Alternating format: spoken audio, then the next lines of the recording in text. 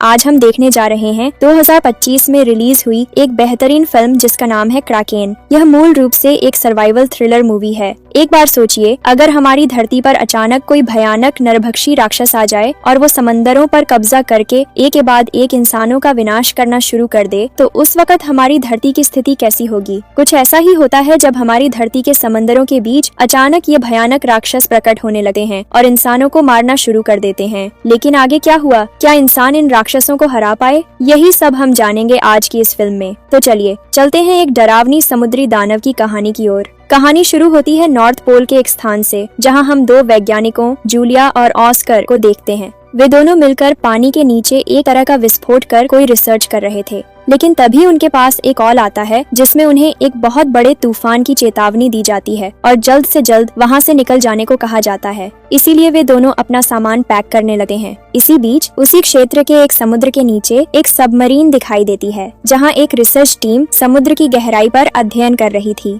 लेकिन अचानक वे देखते हैं कि समुद्र की गहराई का पानी अजीब तरह से ऊपर की ओर उठने लगा है। उधर जूलिया ने जो स्कैनर लगाया था वह भी अजीब व्यवहार करने लगा और उसके आसपास की बर्फें फटने लगीं। ऑस्कर जल्द से जल्द बम विस्फोट करके अपना टास्क पूरा करना चाहता था। खतरा समझकर जूलिया जल्दी से सामान समेटकर वहां से भागना चाहती थी, लेकिन उनके पास बिल्कुल भी समय नहीं था, क्योंकि बर्फ इतनी तेजी से टूट रही थी कि अगर वे रुकते तो उसी बर्फ के नीचे दब जाते। इसलिए ऑस्कर जल्दी से जूलिया को खींचकर स्नो बाइक तक लाता है और दोनों मिलकर वहां से भागने की कोशिश करते हैं। मगर बर्फ टूटे टूटे इतनी पास आ जाती है कि वे लगभग उसमें फंस ही जाते हैं और तभी समुद्र में उनके रिसर्च के लिए फेंके गए बम अचानक फटने लगते हैं। चूंकि वे बम पानी की धारा में ऊपर आ गए थे, इसीलिए उनके विस्फोट से एक विशाल सुनामी बन जाती है। उस सुनामी की वजह से उनका बेस कैंप पूरी तरह से पानी में डूब जाता है और आसपास की हर चीज तबाह होने लगती है। जूलिया बेहद डर जाती है और रोने लगती है। कुछ ही देर में कुछ समझ पाने से पहले ही वे दोनों उस सुनामी की लहरों में डूब जाते हैं।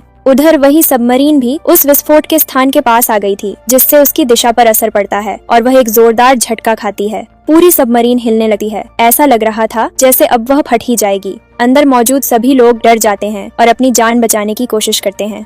लेकिन थोड़ी ही देर में उन्हें एहसास होता है कि उनकी सबमरीन के साथ कोई चीज बार बार टकरा रही है। इससे अंदर दबाव बहुत बढ़ने लगा है और धीरे धीरे इंजन भी खराब होने लगे हैं। सबमरीन के अलग अलग हिस्से टूटने लगे हैं। असल में उस विस्फोट की वजह से समुद्र की गहराई में छिपा एक भयानक जीव जाग जाता है, जो लगभग हजारों सालों से सोया हुआ था। उस प्राणी के हमले से पूरी सबमरीन तबाह हो जाती है और समुद्र की गहराई में डूब जाती है। इसके बाद उसका कोई सुराग नहीं मिलता। अब हम अमेरिका के एक नेवी कमांडर को देखते हैं जिसका नाम है ग्रब।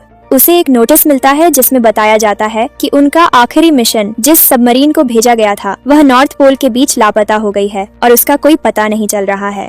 यह सुनकर ग्रब हैरान रह जाता है, क्योंकि वह मिशन इतना सुरक्षित था कि ऐसा होना नामुमकिन था। इसलिए वह एक स्पेशल असाइनमेंट पर साइन करता है ताकि हर संभव प्रयास से उस सबमरीन की खोज की जा सके। इसके बाद हम देखते हैं सर्च मिशन के लीडर विक्टर को, जो अपनी पूरी टीम के साथ खोई हुई सबमरीन की तलाश में निकलता है। उनके डिप्टी कमांडर गुस्कोप सभी सिस्टम चेक करवाकर सबमरीन स्टार्ट करने का आदेश देते हैं। कुछ ही देर में वे समुद्र की गहराई में उतरना शुरू कर देते हैं। जब सबमरीन सतह पर थी तब विक्टर और गुस्कोप मौसम की स्थिति की जांच करते हैं और पाते हैं कि सब कुछ ठीक है। इसलिए वे सबमरीन को नीचे समुद्र की गहराइयों में ले जाते हैं। वहां पहुंचकर विक्टर सभी को निर्देश देता है कि वे पानी में गैस ट्रेस करें ताकि खोई हुई सबमरीन की लोकेशन का पता लगाया जा सके। फिर हम वापस नॉर्थ पोल का दृश्य देखते हैं, जहां जूलिया और ऑस्कर किसी तरह उस सुनामी से बच गए हैं और अब अपनी टीम के अन्य सदस्यों की तलाश कर रहे हैं। लेकिन आसपास कोई नजर नहीं आता। जूलिया को एक ट्रैकिंग बुक मिलती है जिसमें समुद्र से जुड़ी कई जानकारियां होती हैं। इसी बीच विक्टर की सबमरीन टीम आसपास के क्षेत्र की जांच करते हुए देखती है कि वे एक ऐसी जगह पहुंच गए हैं जहां बहुत सारे व्हेल हैं।